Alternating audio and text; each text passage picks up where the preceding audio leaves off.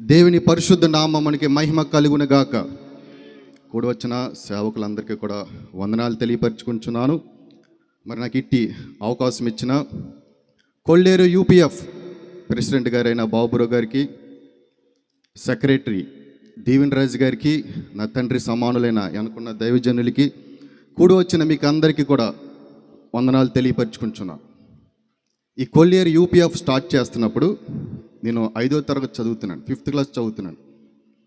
దైవజనులు, గనులైన దైవజనులు మీరు చెప్పిన వాక్యాన్ని నేర్చుకుంటూ ఎంతో బలపడ్డాను. కానీ ఈ సమయమందు మరి చిన్నవాయిన అయినప్పటికీ కూడా దేవుడు నాకు ఒక కృప ఇచ్చి ఉన్నాడు. నేను పెద్ద దైవ సందేశం ఇచ్చే అంత గొప్పని కాదు, కానీ దేవుడు నాతోటి కూడా బలమైన మాటలు మాట్లాడునుగాక. ఆమేన్. చూడండి, ఇక్కడ స్టేజ్ మీద నిలబడ్డాను కానీ కొంచెం టెన్షన్ అవుతుంది నాకు. ఇద్దరు దైవజనులు అంట ట్రైన్లో వెళ్తున్నారంట. ఇద్దరు దైవజనులు ట్రైన్లో వెళ్తుంటే ఆ ట్రైన్లో వేరుశనక్కాయలు అమ్ముకునేవాడు వచ్చాడంట. వేరుశనక్కాయలు అమ్ముకునేవాడు వస్తే మొదటి దైవజనుడంట ఒక 20 రూపాయలు పెట్టుకుని ఆ వేరుశనక్కాయలు కొనుక్కున్నాడంట.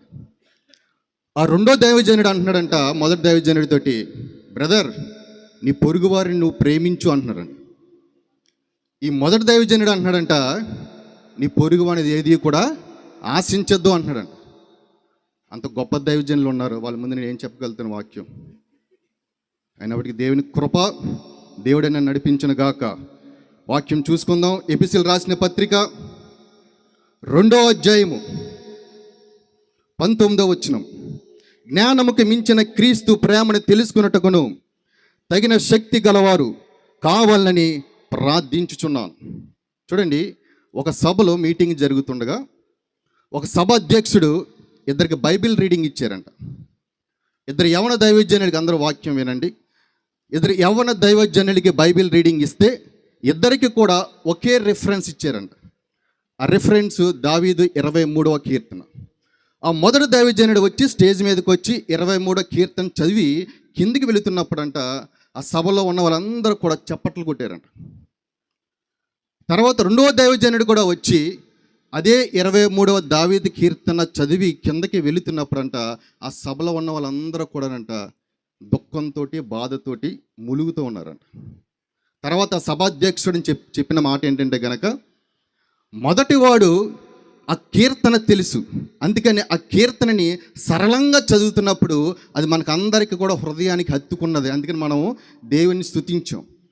రెండోవాడు ఆ యొక్క కీర్తన వెనకాల ఉన్న కాపరి తెలుసు, ఆ కాపరి ప్రేమ తెలుసు. ఆ 23వ కీర్తన చదువుతున్నప్పుడు ఆ దైవజనుడు ఎలా చదివాడంటే గనక, నా కోసం ప్రాణం పెట్టిన, శిలువలో ప్రాణం పెట్టిన ఆ కాపరిని తలుచుకుంటూ, మరణపు ముళ్ళుని విరగొట్టిన కాపరిని తలుచుకుంటూ ఆ 23వ కీర్తన చదువుతున్నప్పుడు ఆ ప్రాంగణములందరూ కూడా క్రీస్తుని ప్రేమను వెల్లడి చేస్తున్నప్పుడు వాళ్ళందరికీ కూడా హృదయాన్ని తాకి వాళ్ళందరూ కూడా స్పందించి బాధపడి ఉన్నారు. ఎందుకంటే గనక దేవుని ప్రేమ ఎలాంటిదంటే గనక మన జ్ఞానానికి మించినది దేవుని ప్రేమ. ఒక యవనస్తుడిని అడిగాడు, అన్నా, దేవుడు మనల్ని ఎందుకు ప్రేమిస్తున్నాడు అని అడిగినప్పుడు ఆ వ్యక్తిని చెప్పిన మాట ఏంటంటే గనక, తల్లిదండ్రులు అయిన వారు పిల్లల్ని ప్రేమిస్తారు. ఎందుకంటే గనక పిల్లలు తల్లిదండ్రులు కన్నారు కాబట్టి. రక్త సంబంధికులు మనం ప్రేమిస్తాం, వాళ్ళు మన బంధువులు కాబట్టి. ఏ హేతువు లేకుండా, ఏ కారణం లేకుండా ప్రేమించేవారు ఎవరైనా ఉన్నారంటే గనక దేవుడు ఒక్కడే. ఆ యొక్క ప్రేమ మనకి ఎలాంటిదంటే గనక జ్ఞానముకు మించిన ప్రేమ. ఎస్పి బాలసుబ్రహ్మణ్యం కూడా ఒక పాట పాడాడు ప్రేమ గురించి.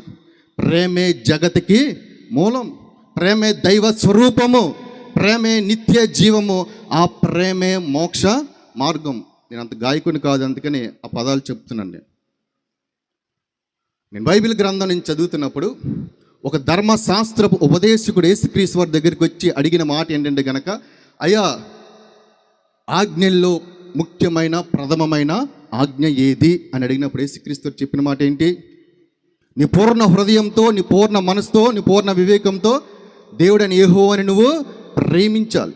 మనకి ఎన్ని ఆజ్ఞలు ఉన్నాయండి? అయ్యా, 613 ఆజ్ఞలు ఉన్నాయి.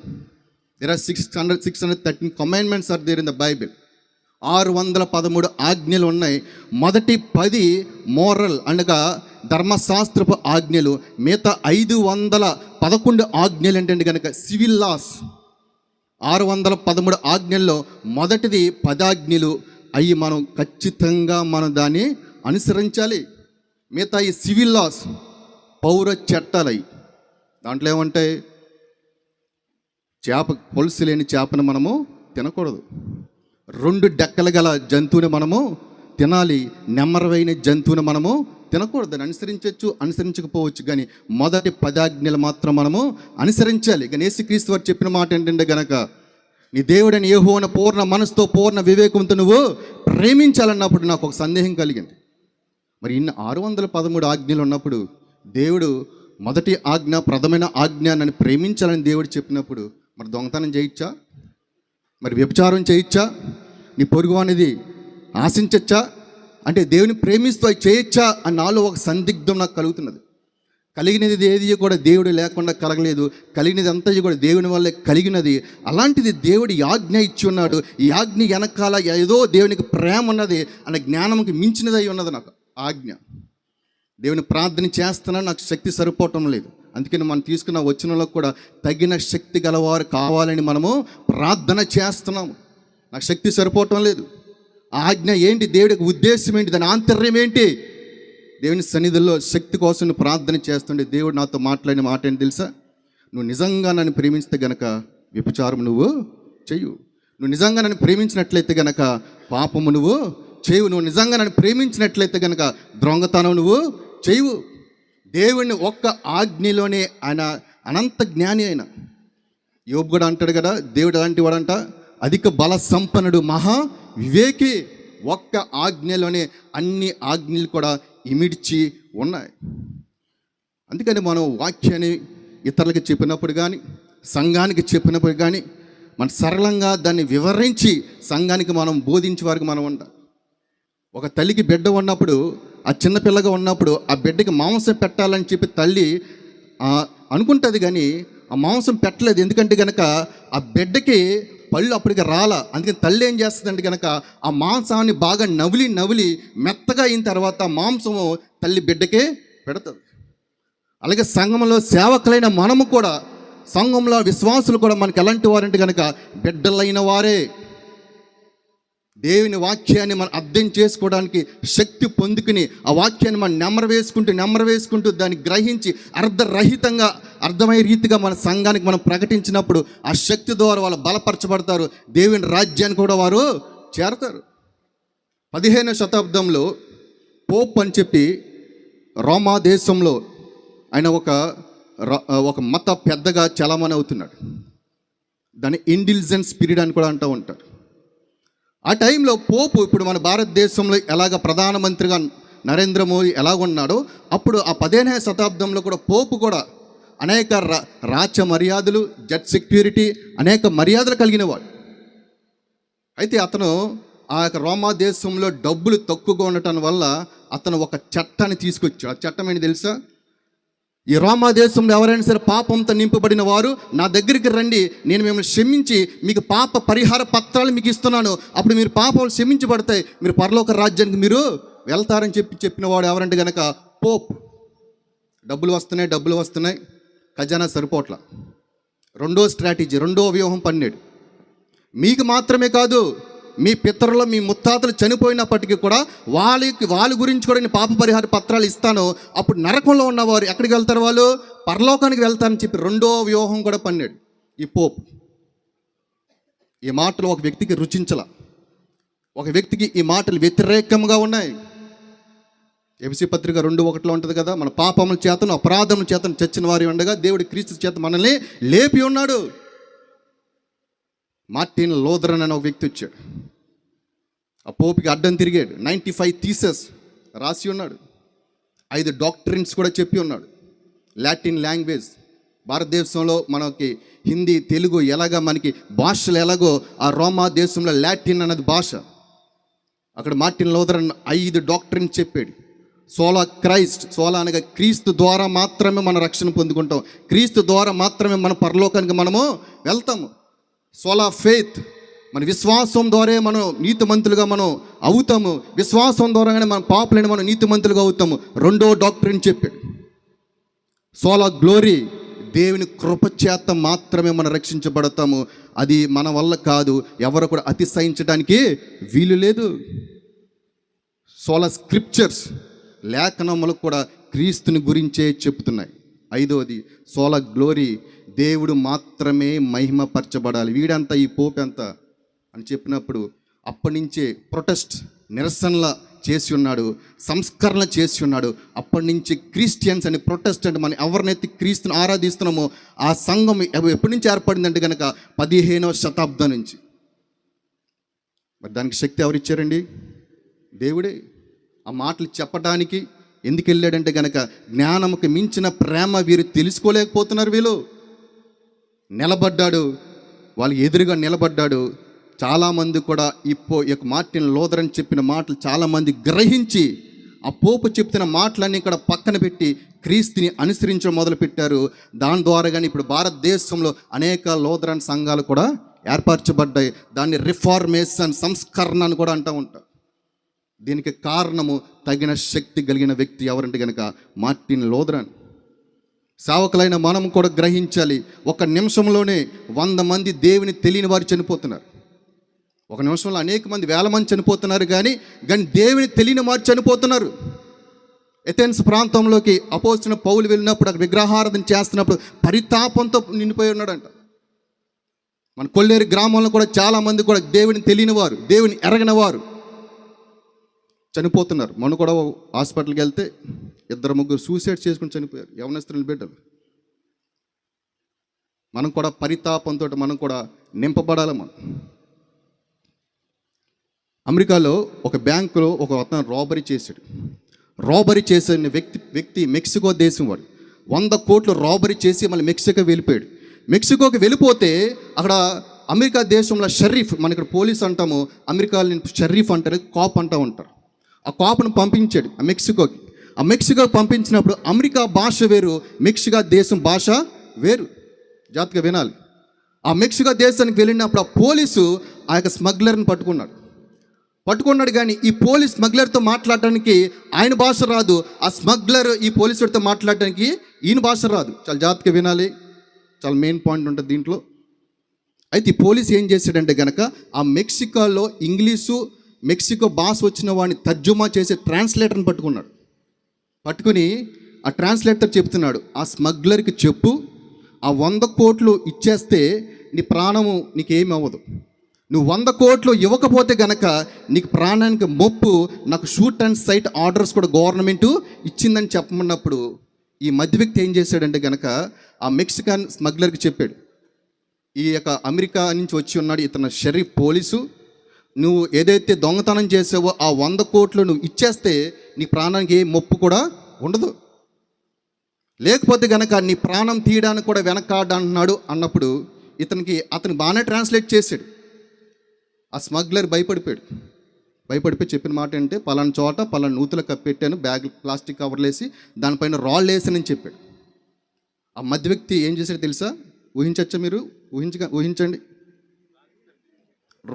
ఆ మాట మనసులో దాచుకుని ఆ పోలీసుడికి ఏం చెప్పాడు తెలుసా?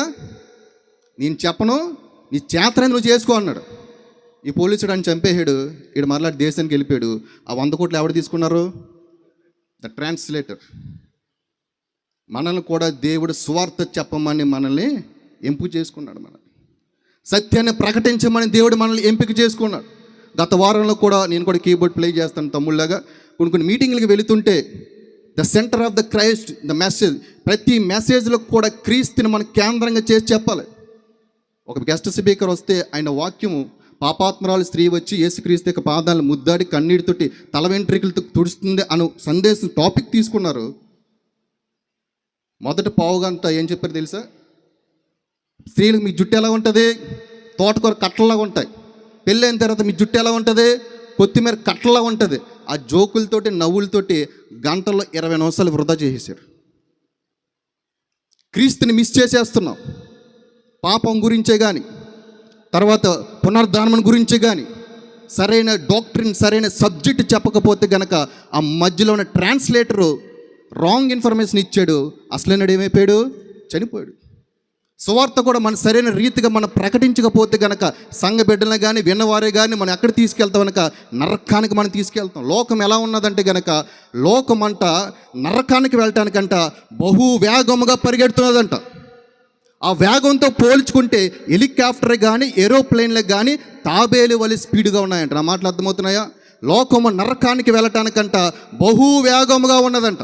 ఆ వేగంతో పోల్చుకుంటే ఏరోప్లేన్ స్పీడే కానీ హెలికాప్టర్ స్పీడే కానీ ఎలాగ నత్త నడక తాబేలు నడక ఎలాగున్నదో అంత స్పీడ్గా అంత స్లోగా ఉన్నదంట. వారి లోకానికి మనం ఏం ప్రకటించాలి? సరైన రీతిగా సువార్తన సత్యాన్ని మనము ప్రకటించే వారుగా మనం ఉండాలి.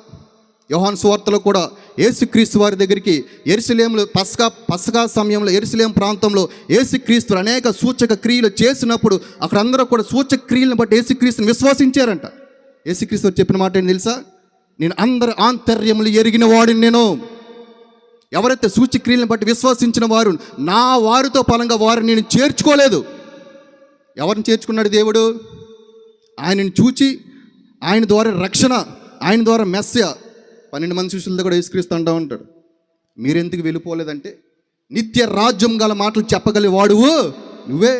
అలాంటి వారితోటి సూచక్రియలను బట్టి విశ్వసించిన వారిని చేర్చుకోలేదండి. కుష్ఠరోగి కూడా యేసుక్రీస్తు వారి దగ్గరికి వచ్చినప్పుడు నీకు స్వస్థత కలగజేశానని ఎవరికి కూడా నువ్వు చెప్పదు. ఎందుకని? ఆయన మిషన్కి అడ్డుపడుతుందని. ఆ లోకానికి ఎందుకు వచ్చాడు? అద్భుతాలు చేయడానికి, సూచక్రియలు చేయడానికి. రెండోదిగా మొదటగా ఎందుకు వచ్చారంటే కనుక నశించిపోతున్న వారికి వెతికి రక్షించి నిత్య రాజ్యానికి ఇవ్వడానికి లోకానికి వచ్చాడు. That is the first one. అది మెయిన్ థింగ్. అది కాకుండా సూచక్రియల గురించి, అద్భుతాల క్రియల గురించి మనం చెప్పినట్లయితే కనుక అయ్యే పొందుకుని మొదట చాలామంది ఏం చేస్తారు? వైదొలిగిపోతే వరకు ఉంటారు. అందుకని మనం సరైన డాక్టరీని మనం చెప్పినప్పుడు, సరైన యేసుక్రీస్తు వారు మనం ఏదని చెప్పమని బోధించున్నారు అది చెప్పినప్పుడు సంఘాన్ని మనము ఒక సమరయ స్త్రీ ఎలాగ ఆ సమరయ ప్రాంతంలో అందరినీ కూడా దేవుని వైపు ఎలాగ తిప్పిందో సంఘాన్ని తిప్పుతామో అదే రీతిగా గ్రామాన్ని కూడా మనము తిప్పేవారుగా మనం ఉంటాం. నా చేతిలో ఉన్నది ఈ వాటర్ బాటిల్. ఈ వాటర్ బాటిల్లో ఈ యొక్క ఖరీదు 10 రూపాయలు మాత్రమే. దీంట్లో పాలేస్తే కనుక ఇదే వాటర్ బాటిల్ 30 రూపాయలు అవుతాయి. ఇందులో పెట్రోల్ వేస్తే కనుక దీని ఖరీదు 100 రూపాయలు అవుతుంది. దీంట్లో పాదరసం వేస్తే కనుక దీని ఖరీదు 200 రూపాయలు అవుతుంది. అలాగే మనం కూడా శక్తి చేత నింపబడినట్లయితే కనుక దేవుని ముందు మనం ఇంకా ఉజ్జీవంతో ప్రసంగించబడతాం. ఎంత శక్తి పొంది కూడా అంత ఉజ్జీవంగా ప్రసంగిస్తామో అప్పుడు ఆ రోజు పేతురు కొండ మీద ప్రసంగించినప్పుడు 5,000 మంది ఎలా రక్షించారో మనం కూడా అలాగే గ్రామాల్లో కూడా మన ప్రాంతాల్లో కూడా మనము రక్షించిన వారికి మనం అవుతూ ఉంటాం. అందుకని మనకి ఏం కావాలంటే కనుక జ్ఞానముకి మించిన ప్రేమ మనం తెలుసుకోవడానికి తగిన శక్తి మనకి కావాలి. బైబిల్ గ్రంథంలో క్రేతు అని ఒక ద్వీపం ఉన్నది.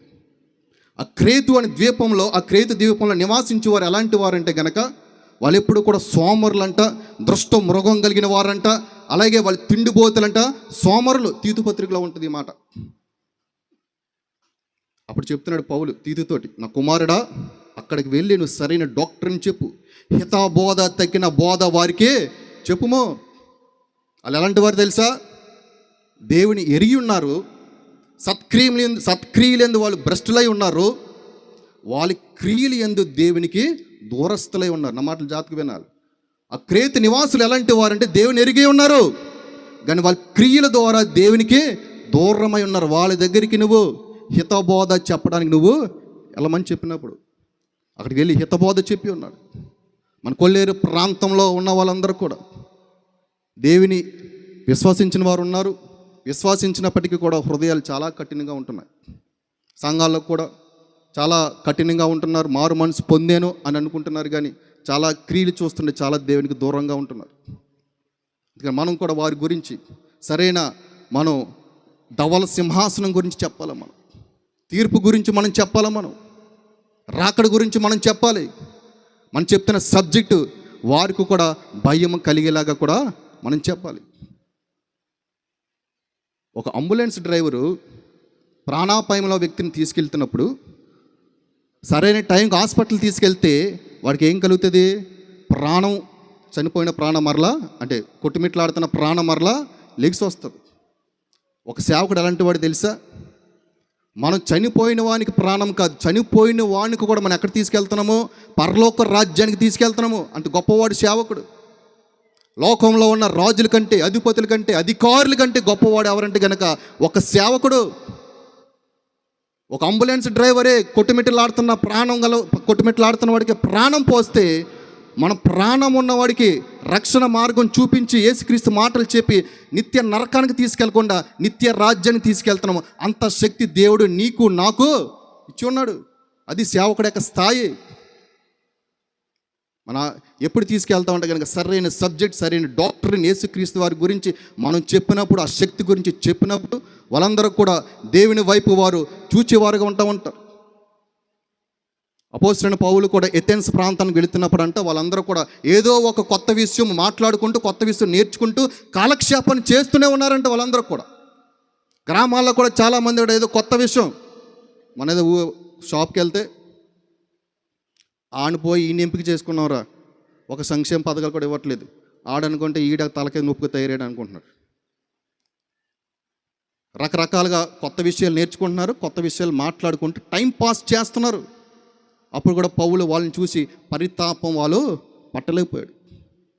మనం కూడా రాకడ గురించి, దేవుని రాకడ సమీపిస్తుందని సరైన డాక్టర్ని, సరైన సబ్జెక్ట్ మనం చెప్పినప్పుడు వారికి కూడా దేవుని యొక్క భయం కలుగుతుంది.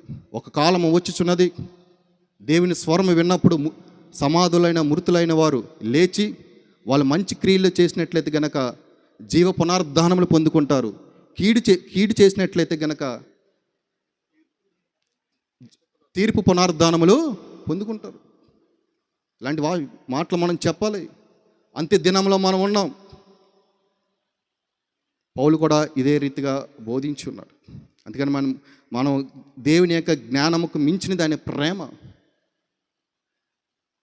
తల్లిదండ్రులైన వారు కూడా మనం ప్రేమిస్తాము. చూడండి, దేవుని ప్రేమ ఎటువంటిదంటే కనుక తల్లిదండ్రుల ప్రేమ కంటే దేవుని ప్రేమ గొప్పది. తల్లిదండ్రులైన వారు బిడ్డలు జన్మనిచ్చిన తర్వాత తల్లిదండ్రులు వాళ్ళని ప్రేమించడం మొదలు పెడతారు. దేవుని ప్రేమ ఎటువంటిదంటే గనక మన తల్లి గర్భంలో రూపింపుగా మునుపు దేవుడు మనల్ని ఎరిగినవాడు. అంత గొప్ప ప్రేమ మన దేవుని యొక్క ప్రేమ.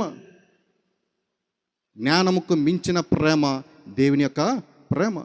ఆ ప్రేమ యొక్క చెప్పడానికి మన శక్తి గలవారే నింపబడే మనం చెప్పినప్పుడు అనేక మంది కూడా దేవుని యొక్క దగ్గరికి వస్తారు. అనేక మంది కూడా రక్షణ మార్గం వారందరూ కూడా ధరించి వారు ఉంటూ ఉంటారు. నాకు శక్తి సరిపోవటం లేదు, నా బలం సరిపోవటం లేదు అనుకోకూడదు. దేవుడే శక్తిని బలమును ఇచ్చేవాడు. ఒక మాట నేను చెప్పి ముగించేస్తాను, ఇంకా 5 నిమిషాలు టైం ఉన్నది. సౌలు దావీదుని చంపడానికి ఒక కుట్ర పన్నాడు. నా కుమార్తెని నీకు ఇస్తాను కానీ ఒక షరతు, ఆ ఫిలిస్తీన్లందరినీ కూడా 100 మంది మొండేలితో నాకు తీసుకొస్తే గనక నేను నా కుమార్తె నీకు ఇస్తాను. మంచి తాత్పర్యం కలిగిన వాడు, చెడు తాత్పర్యం కలిగిన వాడా? దాని వెనకాల చెడు తాత్పర్యం కలిగిన వాడు. ఈ మాట తెలిసింది దావీదుకి. చాలా మంచి మాట ఉంటుంది. గడువు దాటక మునిపే తన వారితో కలిసి ఫిలిస్తీన్లతో చేరి 200 మొండేలను తీసుకొచ్చి లెక్క సరి చేశాడంట. ఎవరో? దావీదు. ఎవరిచ్చారో శక్తి? దేవుడిచ్చాడు శక్తి. 100 మొండేలను తీసుకురమ్మంటే ఎన్ని మొండేలు తీసుకొచ్చాడు ఇక్కడ? 200 మొండేలను తీసుకు లెక్క సరి చేశాడని ఉంటుంది 2 సమూయేలు గ్రంథం, 1 సమూయేలు గ్రంథంలో. మనకి సంఘంలో ఉన్న విశ్వాసులతో మంచిదే, మనం కూడా నశించిపోతున్న గ్రామంలో కానీ బయట వారికి నశించిపోతున్న వాళ్ళ విషయంలో కూడా మనం గడువు దాటక మునిపే, సమయం రాక మునిపే వాళ్ళ విషయంలో కూడా మనం ప్రార్థన చేయాలి. ఇందాక చెప్పిన రీతిగా నిమిషానికి 100 మంది దేవుని తెలియని వారు చనిపోతున్నారు. నిమిషానికి దేవుని తెలియని వారు చనిపోతున్నారు. మళ్ళీ ఈ వాటర్ బాటిల్ గురించి ఇంకో ఎగ్జాంపుల్ చెప్తాను. ఇదే వాటర్ బాటిల్ ఆల్పాల్లో మనం అమ్మినట్లయితే కనుక 10 రూపాయలు. ఇదే వాటర్ బాటిల్ ఎయిర్పోర్ట్లో అమ్మినట్లయితే కనుక 100 రూపాయలు. ఇదే వాటర్ బాటిల్ ఏరోప్లైన్లో అమ్మినట్లయితే కనుక 200 రూపాయలు. మన సంఘంలో దేవుని వాక్యం చెప్తున్నాం, మన సంఘంలో స్వార్థ ప్రకటిస్తున్నాం. దేవుని దృష్టిలో మన విలువ ఎంత తెలుసా? 100 రూపాయలు. మంచిదే. సంఘంలోనే చెబుతూనే ఆత్మ భారములు కలిగి లోకంలోకి వెళ్ళి నశించిపోతున్న వారి దగ్గరికి వెళ్ళి చెప్పినప్పుడు మన యొక్క దేవుని దృష్టి మన విలువ ఎంత తెలుసా? 200 రూపాయలు. అంటే ఎగ్జాంపుల్ చెప్తున్నాను. రెట్టింపు నశించిపోతున్న వారి దగ్గరికి వెళ్ళి చెప్పి మన విలువ ఏమవుతుందంటే దేవుని దృష్టిలో విలువ ఇంకా పెరుగుతూనే ఉంటుంది. సిటీ స్టడ్ అని చెప్పి ఓ భక్తుడు ఉన్నాడు, STUD స్టడ్. అతను లండన్కి ఇంగ్లాండ్కి 19th సెంచరీలో కెప్టెన్. CT Studd. అతను చెప్పిన మాట ఏంటంటే కనుక many of our giving salvage, many of our teaching the people in the under the church bell, but my wish is I want to go and run rescue from the one ad of the hell. అని అర్థం ఏంటంటే చాలామంది కూడా చర్చిలో ఉండి సువార్త చెప్పి రక్షణ మార్గం ప్రకటిస్తున్నారు, కానీ నేనంటే గనక ఒక నరకానికి ఒక అడుగు దూరంలో ఉండి సువార్త ప్రకటించి నరకంలో వచ్చిన వారిని తప్పించి నిత్య రాజ్యానికి మార్గం చెప్పడమే నా ఉద్దేశం అంటున్నాడు సిటీ స్టడ్. చాలామంది కూడా మందిరంలోనే చెప్పటమే సరిపోతుంది, కానీ మనం కూడా బయటికి వెళ్ళి కూడా స్వార్థ మనము ప్రకటించాలి. మరి ఇంత చెప్తున్నారు, నువ్వేం చేస్తున్నావు అనుకోవచ్చు మీరు. మరి ఇంత బడా కవులు చెప్తున్నా నువ్వేం చేస్తున్నావు అంటే వరదలపాడులో మాకు సంఘం ఉన్నదని, విగ్రహారాధన, దేవుని ఎరగని వారు. ప్రతి మంగళవారం మాకు ఒకడొచ్చినా ఇద్దరు వచ్చినా 10 మంది వచ్చినా బయటికి మైకి పెట్టి సువార్త చెబుతూ ఉచితంగా బైబిల్స్ ఇస్తూ ఉచితంగా కరపత్రికలు ఇస్తూ నాకు నేనుగా వాలంటీర్గా నేను వెళ్ళి అక్కడ సువార్త ప్రకటిస్తున్నాను. దాదాపుగా 80 నుంచి 9 మంది రక్షణ పొందారు. ఇంకా కొంతమంది వస్తున్నారు కానీ వాళ్ళకి ఇంకా రక్షణ పొందలేదు వాళ్ళు. కానీ దేవుని దృష్టిలో మన విలువ పెరగాలంటే గనక సంఘంలోనే కాదు బయటికి వెళ్ళి కూడా మనం ఏం చేయాలంటే గనక సువార్తను మనము పొందాలి. దానికి తగిన శక్తి ఎవరిస్తారండి? దేవుడే ఇస్తాడు. 100 మొండేలు తీసుకురామంటే దావీదు గడువు దాటక మునిపే తను తగిన వారితో వెళ్ళి 200 మొండేలను తీసుకొచ్చి లెక్క అక్కడ సరిచేశాడు. దేవుని జ్ఞానంకి మించిన దేవునికి ప్రేమను మనం అర్థం చేసుకుని కొలిది. ఒక మాట చెప్పి నేను ముగించేస్తాను. లోకంలో కూడా మతోన్మాదులు చాలా విపరీతంగా తయారవుతున్నారు. కొంతమంది సేవకులు కూడా మతోన్మాదులతోటి కలిసి నా దేవుడు గొప్పవాడు అని మాట్లాడుతున్నారు. నిజమే, ఒక మతోన్మాది మాట్లాడుతున్నాడు. ఏమని మాట్లాడుతున్నాడంటే యూట్యూబ్లో లైవ్ పెట్టి మాట్లాడుతున్నాడు. సరే, నీ దేవుడు గొప్పవాడు అంటున్నావు కదా, యేసుక్రీస్తు దేవుడు గొప్పవాడు అంటున్నావు కదా, నేను ఒక మాట అడుగుతాను చెప్పు అని బైబిల్ రిఫరెన్స్లోంచి 23 మత్తయి సువార్త అనుకుంటా, దాంట్లోంచి యేసుక్రీస్తు చెప్పిన మాట, నేను లోకానికి శాంతిని కలగజేయడానికి రాలేదు కానీ ఖడ్గమ్మని ఇవ్వడానికి నేను వచ్చి ఉన్నాను. ఒక మనుషుడికి తన తండ్రికి అత్తకి కోడలికి వైరము పెట్టడానికి నేను వచ్చి ఉన్నాను. మత్తయి సువార్తలో ఉన్నది. నిజంగా దేవుడు అనేవాడు అలా చేస్తాడా? అత్తకి కోడలికి వైరం పెడతాడా? తండ్రికి కొడుకు వైరం పెడతాడా? అదేం దేవుడయ్యా అంటే ఈ పాస్టర్ గారు ఏం చెప్పాలి? మాట్లాడట్లా. మౌనము అంగీకారము. ఆ మతోన్మాది మాట్లాడుతున్నప్పుడు ఆ యూట్యూబ్ ద్వారా అందరికీ వెళ్ళిపోతుంది. అప్పుడు ఎవరు దేవుడు గొప్పవాడు? అక్కడ దేవుడు ఎందుకు ఆ మాట చెప్పాడంటే గనక, అందుకే నా అంటున్నాడు ఇక్కడ పౌలు అంటున్నాడు, క్రీస్తుని ప్రేమను ప్రకటించడానికి తగిన శక్తి కలిగిన వారు కావాలని చెప్పి. దేవుడి ఉద్దేశం ఏంటంటే గనక ఎవరైతే నన్ను విశ్వసిస్తారో, నా ఫ్రెండ్ ఉన్నాడు రామకృష్ణ అని చెప్పి హైదరాబాద్లో జాబ్ చేస్తాడు. ఫస్ట్ అతను దేవుని అంగీకరించాడు. అతను దేవుని అంగీకరించిన తర్వాత వాళ్ళ కుటుంబం అంతా కూడా, హైందవ కుటుంబం అంతా కూడా దేవుని అంగీకరించినప్పుడు అతని తండ్రికి ఏం కలిగింది తెలుసా? వైరం కలిగింది. ఎందుకని? వాళ్ళ తల్లిదండ్రులు అంతంగా హైందువులే, క్రీస్తుని అంగీకరించిన వారు. వీడు నమ్మటాన్ని బట్టి వీళ్ళకి ఏం కలిగినదే? వైరం కలిగినదే. అత్తకి కోడలికి, అత్త యేసుని నమ్ముకుంటే కోడలికి అత్తకి ఏం కలుగుతుంది? వైరం కలుగుతుంది. తర్వాత ఆ రామకృష్ణ ఫ్యామిలీ అంతా, మా ఫ్రెండ్ ఫ్యామిలీ అంతా కూడా ఇతను చెప్పిన మాటలను బట్టి అందరూ కూడా యేసు నామములో బాప్తిసం తీసుకుని రక్షణ పొందారు. దేవుడు అక్కడ చెప్పిన మాట ఉద్దేశం ఏంటంటే గనక, మనం చెప్పవలసింది అలాంటి కుశలమైన ప్రశ్నలు కూడా లోకం నుంచి, మతోన్మాదుల నుంచి మనకు కూడా పెరుగుతూ ఉంటాయి. సువార్త ముందుకు వెళ్ళి కొలిది కూడా, వ్యాపించి కొలిది కూడా మతోన్మాదుల నుంచి మనకి ఎన్నో కుశలమైన ప్రశ్నలు ఎదురైనప్పుడు దానికి తగ్గట్టుగా చెప్పే వాక్యం తగ్గ శక్తి మనకే కావాలి. లేకపోతే గనక మనం అక్కడ సైలెంట్ అయిపోతే గనక దేవుని నామానికి అవమానము. మధ్యలో మధ్య అటు ఇటు ఉంటారు చూడండి, వెళ్దామా వద్దా అని, వాళ్ళు కూడా వెనక్కే జారిపోతూ ఉంటారు. దేవుడు సమాధానం ఇవ్వడానికే వచ్చాడు. కాకపోతే ముందుగా నన్ను అంగీకరించినట్లయితే కనుక లోకం మిమ్మల్ని ద్వేషిస్తుంది. సో ఇంటర్ప్రిటేషన్ కూడా చాలా ప్రాముఖ్యమైనది. సరైన రీతిగా మనం చెప్పినప్పుడు వాళ్ళు కూడా అర్థం చేసుకుంటారు, వాళ్ళు కూడా గ్రహించేవారుగా వారు ఉంటారు. అందుకని సేవకులందరికీ మనం కూడా బలంలో శక్తిలో బలపడాలి. మనం కూడా కొల్లేరు ప్రాంతంలో నేను సర్వే చేస్తే ఫ్రెండ్స్ ద్వారా 100%కి 45% మాత్రమే దేవుని ఎరిగిన వారుగా ఉన్నారు. మిగతా 55% కూడా ఇంకా దేవుని ఎరగని వారుగా ఉన్నారు. వ్యసనాలతో నింపబడి ఉన్నారు. చేతబడి శక్తులు చేతబడులు చేస్తున్నారు, చిల్లంగితనాలు చేస్తున్నారు, వివాహిత సంబంధాలు పెట్టుకునే వారుగా ఉన్నారు, అనేకమైన వ్యసనాలతో నింపబడి ఉన్నారు. అందుకని మనం కూడా శక్తితో నింపబడి జ్ఞానంకి మించిన ప్రేమని వాళ్ళకి ప్రకటించినప్పుడు వాళ్ళు కూడా దేవుని ఎరుగుతారు, దేవుని సన్నిధిలో వస్తారు, వాళ్ళు కూడా రక్షించబడతారు. అందుకని మనం కూడా ఈ శక్తి సరిపోదు, అంతకంతకు రోమపత్రికలో మంచి మాట ఉంటుంది. రోమపత్రిక 1వ అధ్యాయంలో నీతిమంతుడు విశ్వాసం మూలము జీవించినని, విశ్వాసం అంతకంతకు విశ్వాసం కలిగినట్లుగా దేవుని నీతి బయలు పరచబడును. అలాగే మనం ఇంకా దేవుని ప్రేమించుకోలేదు. ఒక విషయం చేత తెలుసా, దేవుని ప్రేమించుకోలేదు మన వాక్యాల రెఫరెన్స్ కోసము టాపిక్ల కోసం ఎతికిన అవసరంలా. ఒక ఉద్దేశం పెడతాడు మనకి తెలియని రీతిగా. దేవుడిని మనం ప్రేమించుకోలేదు ఒక ఉద్దేశం పెడతాడు. ఆ ఉద్దేశాన్ని బట్టి మనం వాక్యాన్ని మనము సిద్ధపరచుకోవచ్చు. అయితే మనం కూడా జ్ఞానంకి మించిన ప్రేమని మనం ప్రకటించడానికి తగిన శక్తి గలవారే మనం ఉండాలి.